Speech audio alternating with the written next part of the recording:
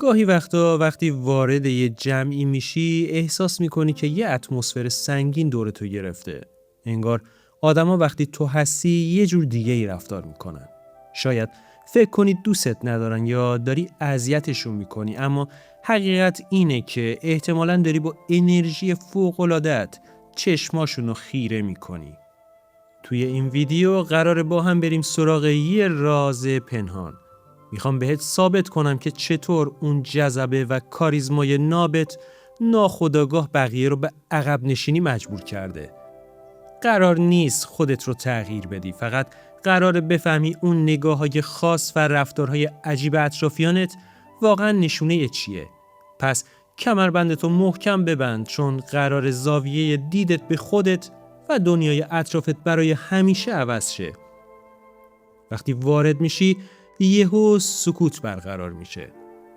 دیدی یه وقتایی وسط یه جمع یا اتاق قدم میذاری و همون لحظه صدای پچ پچا قطع میشه؟ این اصلا به این معنی نیست که داشتن پشت سرت حرف میزدن، بلکه نشونه اینه که حضور تو اونقدر سنگین و پررنگه که ناخودآگاه تمرکز بقیه رو به هم میریزه. آدما وقتی در برابر یه شخصیت قوی قرار میگیرن، مغزشون به سرعت سیگنال هوشیار باش صادر میکنه و اولین عکس‌العملشون اینه که حرف زدن رو متوقف میکنن تا ببینن تو چه واکنشی نشون میدی. این سکوت ناگهانی در واقع یه جور احترام آمیخته به ترسه که نشون میده تو مثل یه لیدر واقعی بدون اینکه حتی کلمه‌ای بگی کل فضای اتاق رو تحت کنترل خودت درآوردی و بقیه رو میخکوب کردی. پس از این سکوت لذت ببر، چون این قدرت پنهان توئه. از ارتباط چشمی مستقیم باهات فرار میکنن. چشما هیچ وقت دروغ نمیگن و وقتی کسی ازت حساب ببره طاقت زل زدن به چشمات رو نداره. تو حالا دقت کردی بعضیها وقتی باهات حرف میزنن مدام نگاهشون رو میدزدن یا به در و دیوار نگاه میکنن؟ دلیلش اینه که نگاه تو فوق‌العاده نافذ و پر انرژیه و اونا احساس میکنن اگه مستقیم بخوان بهت نگاه کنن تمام دستپاچگی و ضعفای درونیشون برات رو میشه. این فرار چشمی نشونه واضحه که اونا تو رو توی سطح بالاتر از خودشون میبینن و توانایی رویارویی با اون اعتماد به نفس خالص توی چشماتو ندارن. وقتی با چنین صحنه‌ای مواجه شدی، اصلا فکر نکن ایراد از توئه، بلکه بدون نگاهت اونقدر کاریزماتیک و قویه که مثل یه اشعه لیزر عمل میکنه و بقیه رو به عقب نشینی مجبور میکنه. همیشه و در هر حالتی باهات موافقت میکنن. اینکه هیچ کس روی حرفت حرف نمیزنه و همه به سرعت با نظرات موافقت میکنن همیشه نشونه محبوبیت نیست، بلکه خیلی وقتا از ترس مخالفت با توئه. آدمایی که ازت میترسن ترجیح میدن نقش بله قربانگو رو بازی کنن، چون فکر میکنن اگه باهات وارد بحث بشن تو با منطق قوی و کلام برندت اونها رو به کل ضربه فنی میکنی. اونها توانایی چالش کشیدن ذهن قدرتمند تو رو تو خودشون نمیبینن و برای حفظ امنیت خودشون سریع‌ترین راه یعنی تایید کردن تو رو انتخاب میکنن. این جریان نشون میده که کلام تو چقدر خریدار داره و وزنه شخصیتت اونقدر سنگینه که بقیه حتی جرأت ندارن نظر مخالفشون رو جلوی تو زبون بیارن و ترجیح میدن فقط باهات هم مسیر بشن. بیش از حد لزوم باهات مؤدب و رسمی رفتار میکنن.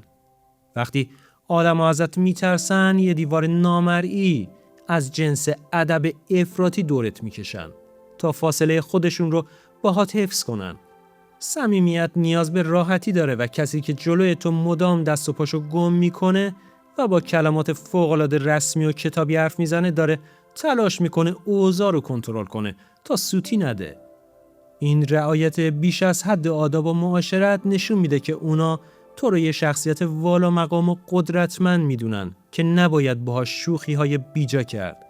اونها از ابهت تو حساب میبرن و نگرانن که مبادا با یه حرکت اشتباه از چشم تو بیفتن یا خشم تو رو برانگیخته کنن. واسه همین همیشه مثل سربازای آماده باش جلوی تو رفتار میکنن. سعی میکنن دستاوردها و موفقیتات رو کوچیک جلوه بدن. حسادت همیشه برادر دوقلوی ترسه و وقتی آدما از پیشرفت سریع تو وحشت میکنن، شروع میکنن به تیکه انداختن یا کم ارزش نشون دادن کارات. اگه میبینی بعضیا بعد از موفقیت‌های بزرگت به جای تبریک واقعی میگن شانس آوردی یا دنبال یه ایراد کوچیک تو کارت میگردن، بدون که داری بد جوری تهدیدشون میکنی. اونها از اینکه تو اینقدر سریع و پر انرژی داری پله‌های موفقیت و بالا میری میترسن، چون ضعف و بی‌تحرکی خودشون رو بیشتر به رخشون میکشی. این رفتارهای سمی و کنایه‌آمیز در واقع مکانیزم دفاعی اونهاست تا بتونن جلوی ابهت و بزرگی تو کم نیارن. پس این حسادت‌ها رو به عنوان مدال افتخار و نشونه جلوتر بودن خودت قبول کن. خیلی کم پیش میاد بخوان تو رو به جمع‌های خودشون دعوت کنن. شاید گاهی وقتا دلت بگیره از اینکه چرا فلان اکیپ تو را به مهمونی یا دور همیشون دعوت نکردن، اما پشت پرده این ماجرا یه حقیقت جذاب وجود داره. اونها از حضور تو میترسن. آدما دوست دارن جاهایی باشن که خودشون قهرمان قصه باشن و وقتی تو با اون موج انرژی مثبت و کاریزمای خفنت وارد میشی، ناخودآگاه تمام توجه ها رو به سمت خودت جلب میکنی. اونها تو رو دعوت نمیکنن چون میترسن زیر سایه سنگین و جذابیت طبیعی تو محو بشن و کلاً دیده نشن. این حاشیه نشین کردن تو از طرف اونا اعتراف غیر مستقیم به اینه که تو اونقدر درخشانی که بقیه در کنارت احساس کمبود و بیمیلی نسبت به خودشون پیدا میکنن. وقتی باهاشون حرف میزنی بدجوری دستپاچه و عصبی میشن.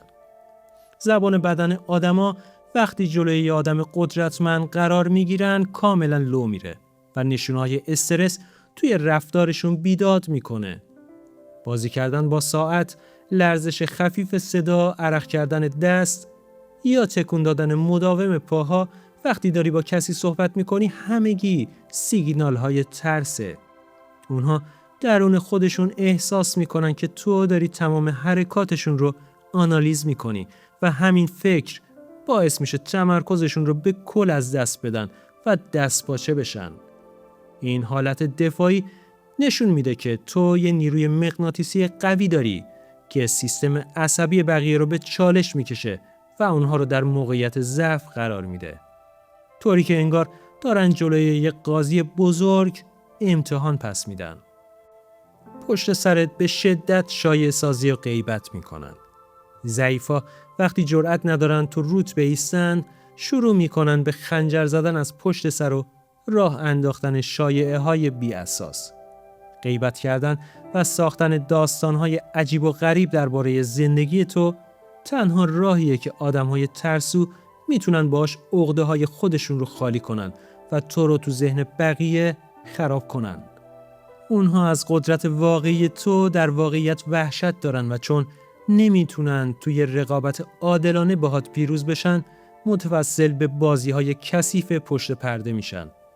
وقتی شنیدی پشت سرت حرف میزنن، به جای ناراحتی پادشاهی کن.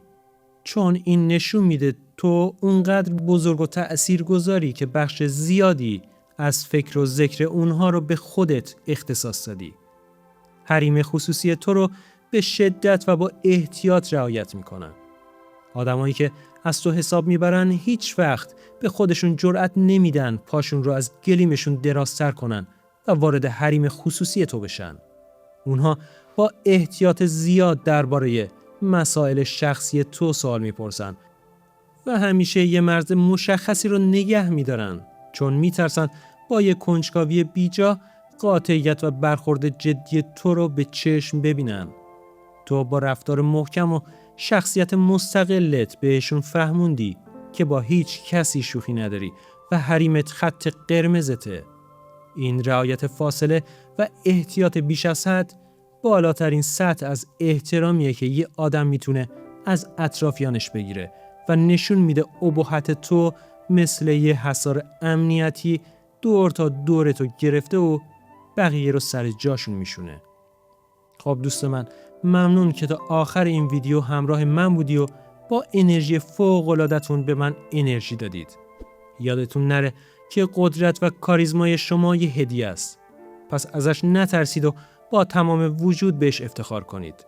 حتما برام کامنت بذارید و بگید کدوم یکی از این نشونه ها رو بیشتر تو اطرافیانتون دیدید. ممنون از نگاه های قشنگتون. تا ویدیوی بعدی پر انرژی و درخشان بمونید.